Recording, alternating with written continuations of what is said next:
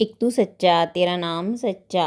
अनंत पृष्ठ 1118। सतपुरुष बाबा फुलसंदे वाले कहते हैं, हे देवपुत्रों, आज चुन लो तुम किसकी सेवा करोगे, संसार की, शैतान की या परम पवित्र परमेश्वर की, जो कि सतगुरु की आत्मा में निवास करता है और मणि के प्रकाश की तरह से उनके सीने में झमकारता है।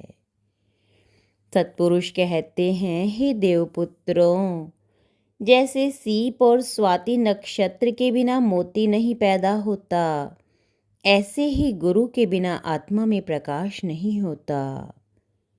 जैसे वायु का आसरा लेकर धूल आकाश में चढ़ जाती है, ऐसे ही ये आत्मा गुरु के आसरे आरूढ़ होकर परमेश्वर के द्वार तक जाती है। इस संपूर्ण सृष्टि पर कोई भी ऐसा द्रव्य नहीं जो गुरु को उसके दिए ज्ञान के एक अक्षर के बदले में भी देकर उसका आभार चुकाया जा सके। तप से पापों का क्षय होता है, तप से सत्य का दर्शन होता है, तप से परमात्मा के दर्शन किए जा सकते हैं। बिना तप के कोई साधक परम सत्य को प्राप्त नहीं कर सकता। तप का अर्थ शरीर को कष्टपूर्ण साधना में लगाकर आत्मा को निर्मल बनाना है। तप मन के मैल को नष्ट करने के लिए किया जाता है, शरीर को नष्ट करने के लिए नहीं।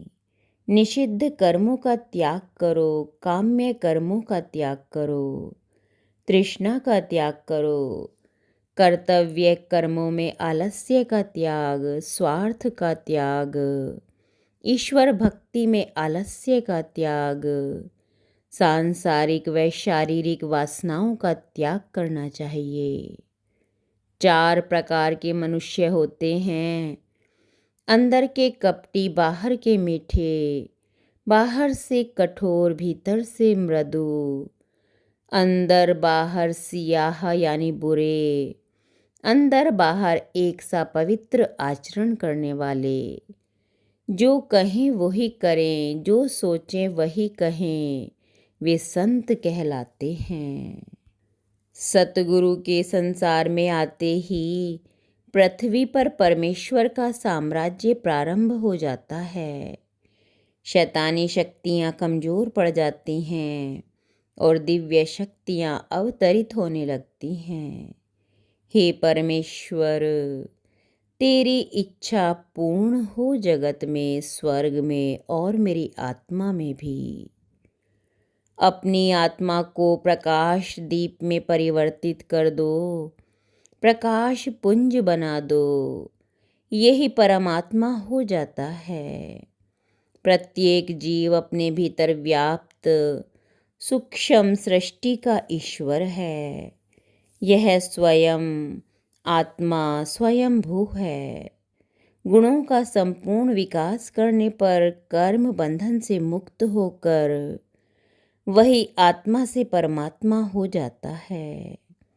शरीर का बीज आत्मा है, जगत रूपी वृक्ष का बीज, और जिस पर अनेकानेक आत्माएं पक्षियों की तरह निवास करती हैं।